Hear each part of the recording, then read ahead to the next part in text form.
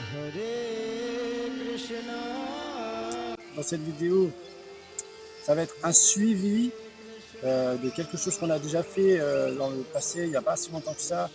Je regarderai la date exacte, je vous l'afficherai. Donc on va parler un petit peu de la syntropie. La syntropie, en fait, c'est important de comprendre parce que c'est ce qui définit cette dynamique d'abondance, on va dire abondance, mais pas linéaire. On comprend que le système il fonctionne vers toujours plus d'abondance.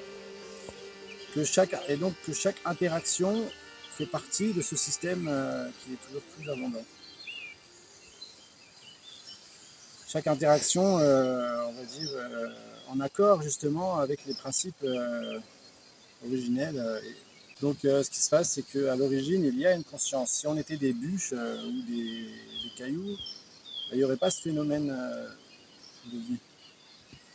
Et en fait, donc on explique qu'à l'origine, il y a une conscience. Et que sans la conscience, la vie se termine. Mais de la même manière, sans la conscience, la vie, elle ne peut même pas apparaître en fait. Donc il y a forcément une conscience originelle. Et ce qui se passe, c'est qu'il faut comprendre que c'est quoi mon rôle. Et il faut comprendre que je suis quelque chose, je ne suis pas rien. Et de la même manière que quelque chose veut dire, voilà, comme on a expliqué, il y a une manière d'agir, une bonne et une mauvaise manière d'agir. Sinon, il n'y aurait rien. C'est la seule manière que les choses puissent exister. Donc, c'est-à-dire que c'est pas comme s'il y avait des parties du monde qui étaient avec des vérités différentes. Il faut comprendre que tout, aussi loin que ce soit, la vérité reste identique, la même en fait. Peu importe où on va, peu importe où on peut imaginer qu'il existe quelque chose, absolument tout est réuni sur la même base, la même vérité, une vérité unique. La vérité absolue, et cette vérité absolue, c'est une personne, c'est une conscience. Cette conscience, c'est une personne, la personne suprême. Et en fait, sans s'accorder à la volonté de la personne suprême, on passe à côté du but de la vie. C'est important de comprendre que le système fonctionne comme ça, sinon, en fait, sans ça, ça ne marche pas. On peut pas, y a pas de... Voilà, moi, ce que je voulais vous dire, c'est que il n'y a pas de vie sans autonomie. Il y a un petit peu une fausse idée, une fausse idée de ce que c'est que l'autonomie. On parle de produire ce qu'on a besoin. Et en fait, c'est pas vraiment ça. Parce que je peux tout à fait produire ce que j'ai besoin tout en détruisant tout. Ça va un peu plus loin que ça. Euh, Ça va de ne pas prendre plus que ce que j'ai besoin. C'est ça, en fait, la véritable définition. C'est-à-dire que mon corps, il a besoin de quelque chose. Et chaque corps, chaque être vivant a besoin. Donc, on est dépendant d'un système, autonome. C'est ça l'autonomie. Sinon, après, on peut dire l'autonomie, c'est combien de temps je vais vivre si je fais rien. Voilà. Mais c'est pas de cette manière-là que les gens l'abordent dans leur pratique. Ils disent pas, moi je vise l'autonomie. Bah, tu as juste à rien faire et tu verras combien de temps tu tiens, comme une batterie d'un téléphone. J'ai euh, j'ai 2 heures d'autonomie, voilà. Ben ouais, mais un jour il faut brancher. C'est la même chose pour nous.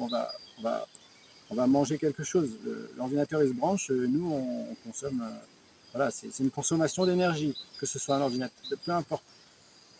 Et donc finalement, l'autonomie, c'est combien d'éléments j'ai à ma disposition pour subvenir à mes besoins et combien ces éléments-là sont-ils autonomes eux-mêmes et voilà. Et donc, on comprend que dans la logique,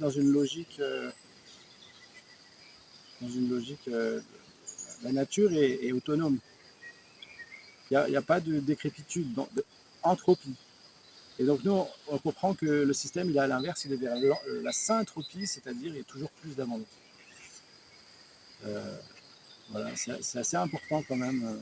Et je vous avoue que c'est très peu répandu, même si c'est dans les consciences.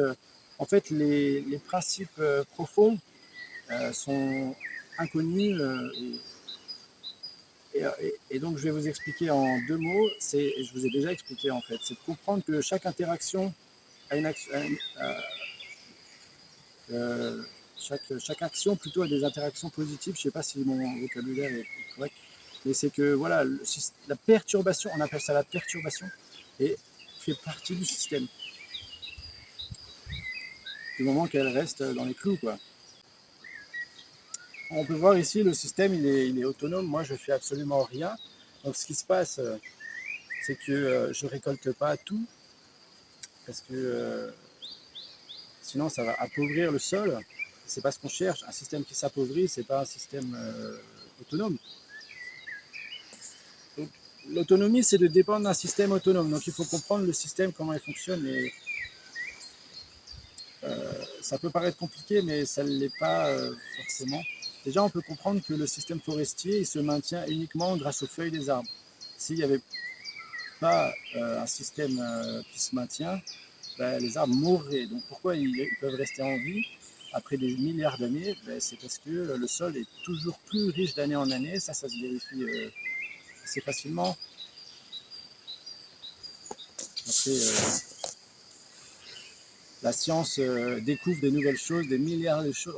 On est à ça de comprendre tout ce qui se passe. Hein. On comprendra peut-être jamais tout. Enfin, c'est incroyable le nombre de choses qui se passent dans un centimètre carré de sol. On est incapable de dire le nombre de choses qui se passent.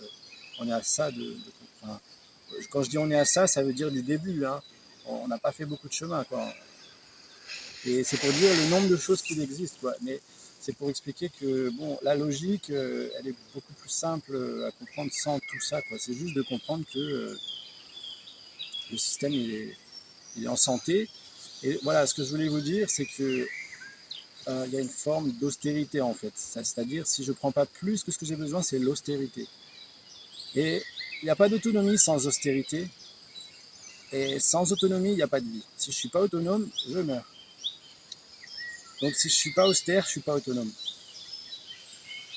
On voit bien que chaque être vivant reste à sa place et prend uniquement la part qui lui revient. Et c'est ça qui fait que le système peut continuer à vivre. Et donc voilà, dans la forêt, le système est maintenu uniquement par les feuilles des arbres. Il n'y a rien d'autre qui rentre en place dans le système, à part de nombreux insectes et animaux qui vont mourir. Mais chaque insecte et animal a une interaction positive. Sinon, le système mourrait. Je veux dire, c'est pas parce qu'on vient manger, cueillir, qu'on va appauvrir le système. Il faut simplement rester à sa place et pas prendre plus que ce qu'on a besoin. Et dans cette logique-là, le système va se maintenir. C'est une logique implacable. Enfin, voilà. Après, on peut se demander c'est quoi les limites, tout ça, tout ça. Et là, ça commence à créer des tensions, mais en fait, c'est pas compliqué du tout. C'est vraiment pas compliqué. Il faut qu'il y ait une part, il faut que le sol soit toujours couvert avec assez de matière. C'est pas plus compliqué que ça. Et en fait, ce qui se passe, c'est que bon, j'ai pas essayé toutes les plantes du monde entier et toutes les associations de plantes du monde entier, mais dans les associations, enfin, dans la logique, on peut associer à peu près n'importe quoi, n'importe quelle plante ensemble. Le seul truc qui va se passer, c'est une concurrence par les diverses propriétés des plantes. Et donc, ce que je veux dire, c'est que, bon, ben voilà, suivant ces propriétés, les associations vont avoir une forme différente, voilà. Mais le tout, c'est que le sol se maintienne, quoi. Et ça, c'est pas compliqué. Donc, la dernière fois, on avait vu que là, c'était exactement à peu près pareil. Et en fait, le principe, c'est que la nature, elle fait des semis beaucoup trop denses et que petit à petit, on va venir cueillir. Et donc, la dernière fois, il y avait à peu près 10 plantes au mètre carré. J'en ai laissé à peu près 4. Voilà, j'ai enlevé la moitié. Et là, il se repasse la même chose, mais à une échelle différente. C'est-à-dire que les plantes sont 2 fois plus grandes que la première fois, mais elles sont toujours trop serrées. Donc, il va falloir que j'en enlève encore la moitié. Et en fait, comme ça, ce qui se passe avec la perturbation, donc c'est une perturbation que je vais faire. Et en fait, toutes les plantes, elles sont constamment au téléphone les unes avec les autres, en fait. Et quand je viens couper une plante, l'autre, elle le sait. Et donc, il y a un message qui se transmet en disant faut que ça pousse. en quelque sorte, voilà. En fait, la plante, elle réagit à ça. C'est-à-dire que dans ce système-là, et dans d'autres systèmes, c'est possible aussi, où dans tous les cas, une perturbation va avoir une conséquence. Suivant bien sûr les ressources disponibles. Et donc là, ce qui se passe, c'est qu'on va créer de la place, donc ça va créer la ressource disponible au niveau de la place. On va créer de la lumière, puisqu'on va enlever de l'ombre, on va enlever la moitié des plantes, on va apporter de la lumière. Aussi, de la même manière que quand moi je reçois un coup, mon corps se défend, développe des résistances. C'est exactement la même chose ici. Le système a développé des résistances aux maladies. Dans certains cas, comme je vous disais, dans d'autres systèmes où on va tailler uniquement, par exemple, là je vais tailler un rat pour que la plante ne revienne pas, qu'elle laisse la place aux autres. Et ça va booster tout le système. On peut voir que les arbres ne poussent pas aveuglément comme ça n'importe où. Ils savent très bien où sont les autres et ils ne leur poussent pas dessus, enfin, plus ou moins, mais en fait, ils sont conscients en fait. Sinon, ils ne pourraient pas vivre. De la même manière que la vie sans conscience n'existe pas, enfin, je veux dire que la vie disparaît sans la conscience, la vie, elle ne peut pas exister sans la conscience. Donc, un arbre, il est vivant, donc il a une conscience. Et il sait très bien où sont les autres. Et sinon, il rencontrerait un obstacle, il continuerait de pousser, pousser, pousser. Mais on n'a jamais vu ça dans la nature. On voit très bien que l'arbre, il s'arrête. Et même la plupart du temps, il ne va même pas vers l'obstacle, il s'arrête avant. J'en étais où? Ouais, la perturbation. Donc, par exemple, si je coupe la tête de l'arbre, eh ben, on va voir qu'il va développer des ramures inférieures beaucoup plus rapidement que si j'avais rien fait. Ça se vérifie. Si on prend 2000 arbres qu'on ne taille pas et 2000 arbres qu'on taille, les 2000 arbres qu'on taille, ils vont développer des ramures beaucoup plus vite que les autres. Parce que son métabolisme fait ça, quoi. Bon, après, s'il n'a pas de place, ben, il ne pourra pas. Ou, enfin, il y a divers critères. S'il n'a pas d'eau non plus, il ne pourra pas. Voilà. Ouais, je crois que c'est tout. Hein. Donc, voilà. Et donc aussi, ce qu'il faut comprendre, c'est que on peut utiliser des plantes à biomasse, c'est-à-dire qu'elles sont là pour créer de la biomasse pour nourrir le sol. Donc la perturbation, que ce soit sur une plante à biomasse, n'importe quelle plante, elle va apporter cette information, il faut que ça pousse aux autres, tout autour du système, enfin voilà, tout autour d'elle. Ça va apporter de la lumière proportionnellement à ce que vous taillez. Ça va développer des résistances aux maladies. Et il va y avoir une repousse plus conséquente sur les sujets spéciaux qui vont repousser. Par exemple, là, je vais tailler à ras, donc ça ne va pas repousser, mais sur les sujets qu'on taille pour cette production de biomasse, ça va stimuler la production, comme je viens de l'expliquer, avec certains arbres qui sont plus productifs quand on vient les tailler. Et il va y avoir plus de photosynthèse. Voilà. Ça, c'est les avantages. Voilà. Et c'est comme ça que fonctionne le système, en fait. Et sans ça, soit le système, voilà, en tout cas, il ne fonctionne pas bien. Et à quelle échelle, on peut dire à plus de 50% au moins, quoi. Donc, voilà. Voilà. Donc là, ce que je vais faire, je vais sortir mon couteau. Et puis je vais faire ça.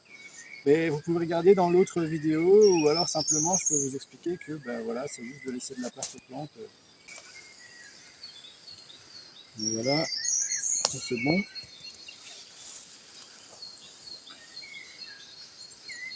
On peut regarder la menthe, pareil, de la même manière. Là, j'ai récolté la menthe hier ou avant-hier, exactement pareil que sur la vidéo précédente. Donc, sauf ici, là, j'ai pas récolté, mais tout là-bas, j'ai récolté. Donc, j'ai coupé à moitié, j'ai fait comme ça, quoi. Je peux vous montrer aussi la plante que je cultive ici, donc c'est la lampsane. Ici, on a un joli spécimen. Donc, je peux vous montrer la quantité de récolte.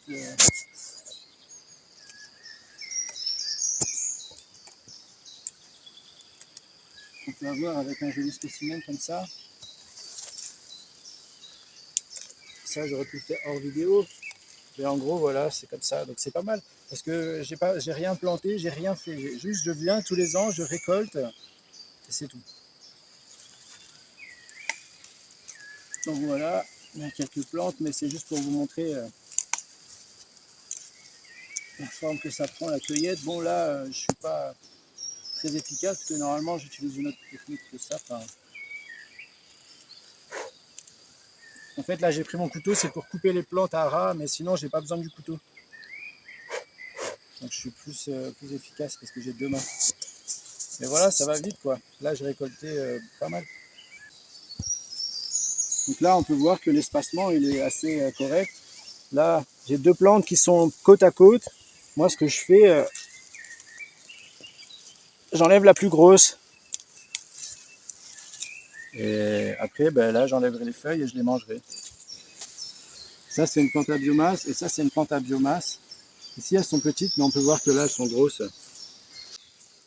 Et la menthe, c'est une excellente productrice de biomasse, ainsi que les orties et la consoude. Et voilà, ici c'est comme ça que ça fonctionne, parce que bon voilà, suivant les... Enfin voilà, on va pas faire uniquement de la menthe, de la consoude et de l'ortie, il y a la mélisse. Et puis il y a plein de plantes en fait qui ont des propriétés intéressantes. Et il faut qu'il y ait une diversité, parce que en fait le système, plus il est diversifié, plus il va être autonome en fait. Il va être régulé.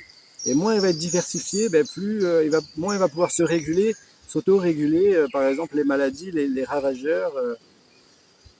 Et en fait, un système, plus on le laisse faire, moins on va se battre, plus il va être puissant, fort et résistant, productif. Donc en fait, il faut qu'on s'adapte à lui. Il faut arrêter de se battre, parce qu'en fait, le système, il sait très bien où il va, et on ne peut pas faire mieux que de s'adapter en fait. Si on veut produire, il faut qu'on s'adapte à un système productif. Donc là, voilà, j'ai des plantes encore. Là, j'en ai 2. Je coupe à ras, quoi, la plus grosse. Là, pareil, enfin, voilà, quoi. Je prends les plus vieilles parce que je considère que plus une plante est jeune, au moment où elle a de la place, plus elle va pouvoir se développer à un stade qui lui sera favorable, plus elle va devenir grande. Par contre, si une plante, par exemple, une plante, elle a 1 an, et qu'elle n'a pas eu de place pour grandir, donc elle a 1 an, elle va faire la même taille qu'une plante qui a 2 mois et qui a eu de la place pour grandir. Donc je préfère garder une plante qui a 2 mois, parce que quand elle aura 1 an, elle fera 5 fois la taille de l'autre. Donc là, je coupe toutes celles qui sont grosses. C'est pas facile parce que elles sont hyper dures. Et il faudra un sécateur en fait. Là, j'ai une mini, je vais laisser que les mini. Enfin bon, après il faut voir vous voyez la lumière qui rentre quoi. Voilà, on voit carrément le sol, donc c'est pas terrible. Il faudrait mettre de la matière, il faudrait couvrir le sol. Parce qu'un sol qui n'est pas couvert, il va pas se maintenir. En fait, la propriété du sol, c'est d'être couvert. On peut voir que n'importe quel fonctionnement qui prend sa base sur un sol, il a cette propriété de couvrir le sol et de déposer de la matière entre lui et le sol.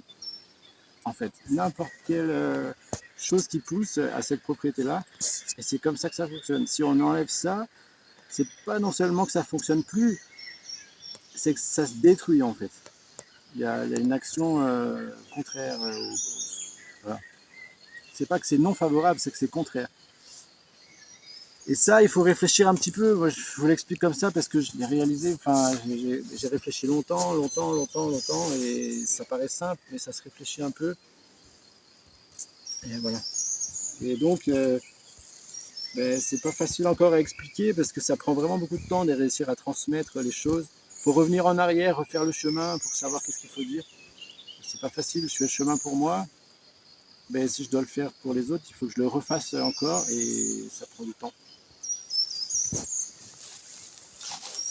Donc, bon là voilà, on peut voir, là, il y a trop de plantes. Je vais en garder, je sais pas, moi j'ai envie d'enlever les grosses. Hein. De toute façon, ça va me faire de la production pour manger, donc je préfère prendre les plus grosses. On voit bien la lumière qui rentre, et voilà, en gros ça va être comme ça. Là c'est trop serré. Après, je vais récolter aussi toutes celles que je laisse, je vais les récolter à mi-hauteur et elles vont repousser. Voilà, j'ai trouvé la technique pour couper, c'est plus rapide. Là, j'enlève toutes les grosses en fait.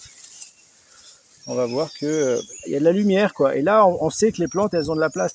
Moi, j'arrive même à voir directement qu'elles apprécient. Euh, c'est pas comme si je pouvais contrôler en arrivant l'état dans lequel elles sont. Elles sont dans un tel état qui fait ça, je peux pas le contrôler. Et je vois que quand je commence à m'occuper d'elles, eh ben, je vois leur état changer directement, instantanément. Et il y a d'autres personnes qui m'ont expliqué ça. Quand ils s'occupent des plantes, depuis longtemps, les plantes savent qu'il y a une personne qui s'occupe. Elles savent à quelle heure elle arrive et qu'est-ce qu'il va faire. Et elles accueillent la personne carrément. On se sent accueilli, il y a un échange. Et en fait, ça touche notre perception. On arrive à recevoir ce message-là, quoi, de sentir que la plante apprécie ce qu'on fait et qu'elle connaît notre présence, elle connaît notre intention. Et on arrive à avoir un échange comme ça. Et c'est visuel, quoi. On arrive à le voir, à le sentir. Parce qu'à force, en fait, au bout de, je sais pas longtemps, enfin, quand, je sais pas, mais en tout cas, ça se passe, quoi. Donc là, on voit bien, quoi. La lumière qui rentre, peut-être, on va encore faire un exemple. Mais sinon, voilà, en gros, quoi.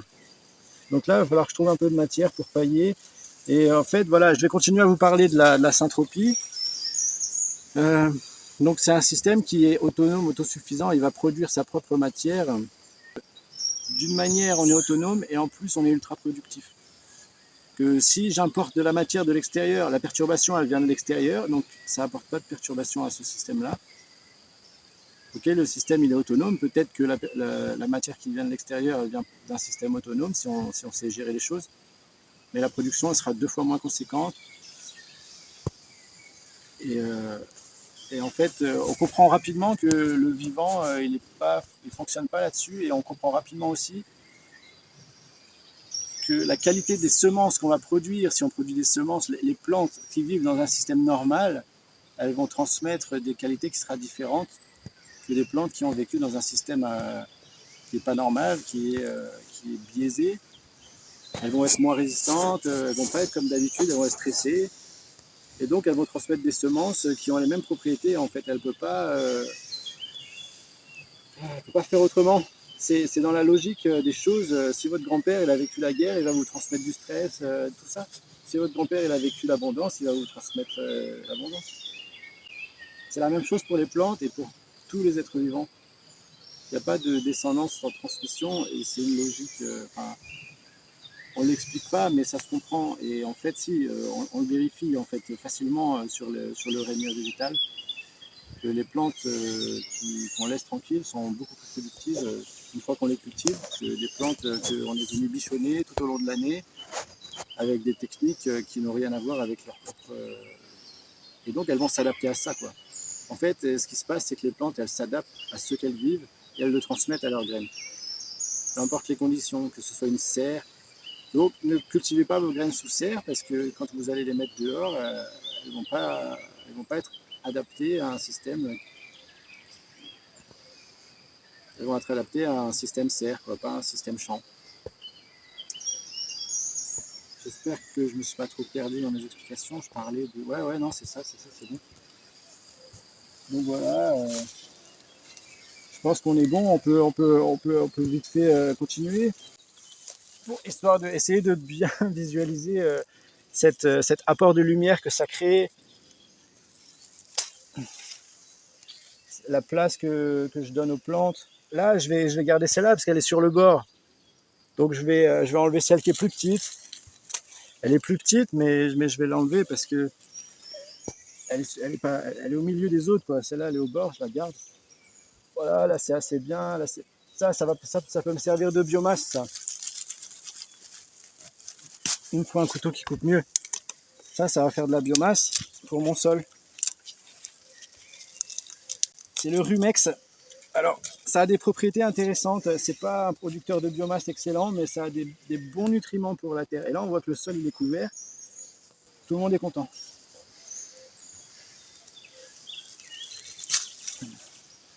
En fait, c'est une parcelle qui a été plus ou moins abandonnée, enfin, ouais, mal gérée, quoi, depuis l'année dernière. En fait, il suffit d'une seule fois pour faire des catastrophes inimaginables, en fait. Si on rase à blanc un sol, ça prend une forêt. Si on rase à blanc une forêt, je crois que ça prend c'est 26 ans. Je le sais parce que 26, c'est le numéro de mon département de naissance. Donc je m'en rappelle. En fait, si on coupe à blanc une forêt, le temps que ça repousse et le temps que le CO2 qui soit, enfin, en fait, ce qui se passe, en fait, il n'y a pas, bah, voilà, le plus productif en CO2, c'est la consommation de pétrole à l'échelle de la planète. Je ne vous parle pas à l'échelle. Et justement, maintenant, je vais vous parler à l'échelle individuelle. C'est-à-dire, ok, sur la planète, ce qui produit le plus de CO2, c'est le pétrole. Par contre, il y a moyen de produire plus de CO2 que quelqu'un qui va consommer du pétrole en faisant une autre action qui produit plus de CO2. Ok, c'est pas ce qui produit le plus de CO2 sur la planète parce qu'il n'y a qu'une personne qui le fait. N'empêche que lui, à lui tout seul, il produit plus de CO2 que n'importe qui voilà.